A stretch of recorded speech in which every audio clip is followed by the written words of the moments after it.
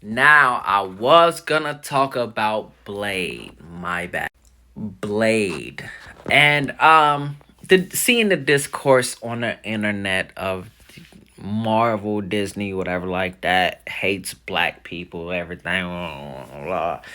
Especially since they canceled Wonder Man, especially after announcing it was up for renewal. One thing a lot of people are not understanding, and I've even seen some people's takes of them searching the information, reading the information, and still throwing in like their own like biases into it, basically overshadowing the whole information. Now, it's one of those situations where multiple different things happening, you start to look at it and be like, okay, this can't be a coincidence. And that's what it seems like. Like, I literally just seen somebody in a comment talk about a celebrity dyeing their hair blonde, and they was like, they're doing the blonde hair ritual, and just like, and then another person named a bunch of people that made their hair blonde. It was just like, so dyeing your hair blonde is now a ritual for financial and successful growth. So, and that's the same thing with this. So, Blade, Blade specifically, and we'll talk about Wonder Man. We'll talk about other stuff, whether in the comments or other videos. But Blade specifically, if you look up the information, and I'm gonna just give y'all like little quick cliff notes. If you look up the information, though, it was doomed from the beginning. Literally doomed from the beginning. He got picked up basically off of the height of like multiple award show wins with no director attached, no writers attached, literally just Mahershala Ali and Blade. Boom, signed contract, ready, boom, there we go. In comes writers, and then this is where it falls apart extremely. So, story from him and story from them says that um they pitched him script after script, everything from him with another Marvel character. He didn't like him in a team up movie. He didn't like him in a different not timeline, but like in a different time. He didn't like that's why the person that did Sinners also was working with them, or I guess inspired outfits from them, because that was something that they were working on at the time. Anyways, so you had that. Then they actually write something he likes.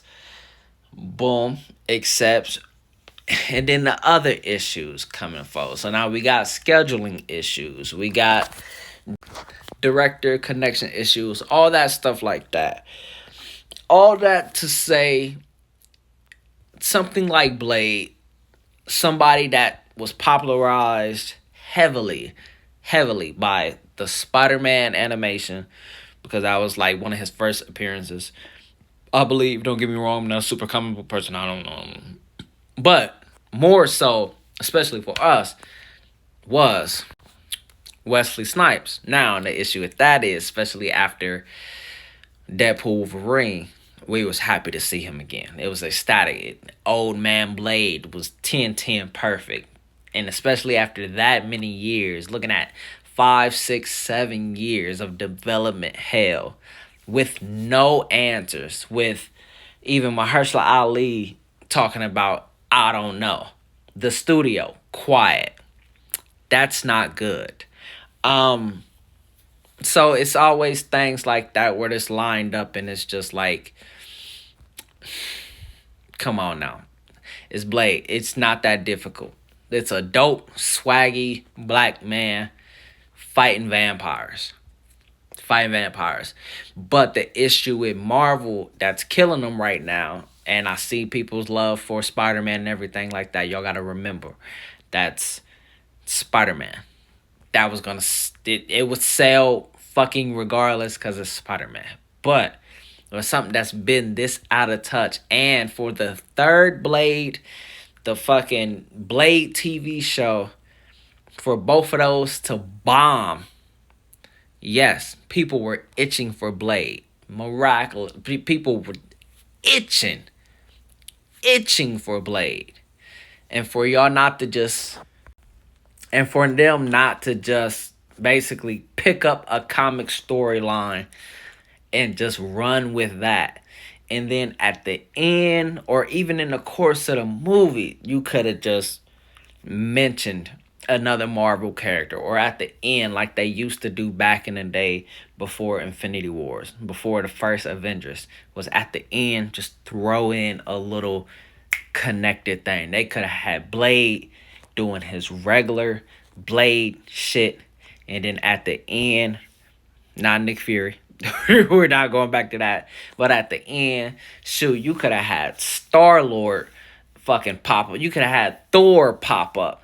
Like, you could have had Spider-Man pop up. Sony would have had to sign off on it. But still, anything. You could have had Punisher pop up. And it would have connected it. Just like that. Easy. Easy peasy. Not difficult. But the issue is, they're so focused on trying to make everything such a connected universe. They didn't think about nothing else past that. And that's the major downfall of DC. Like, I love DC as comics, especially animated movies. Gas. 10/10. Gas.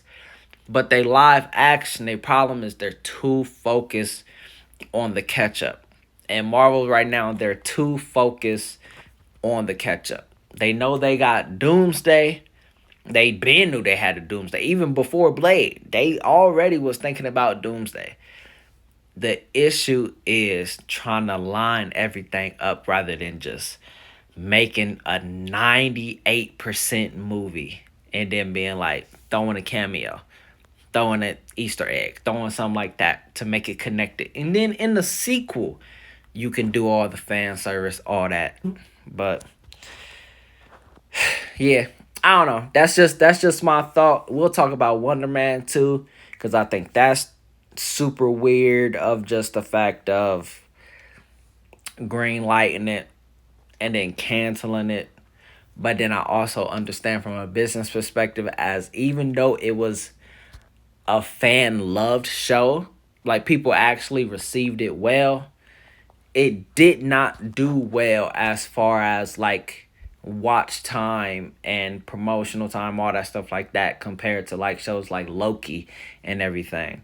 So I also understand that point. But yeah, this was long, but you know, it is what it is.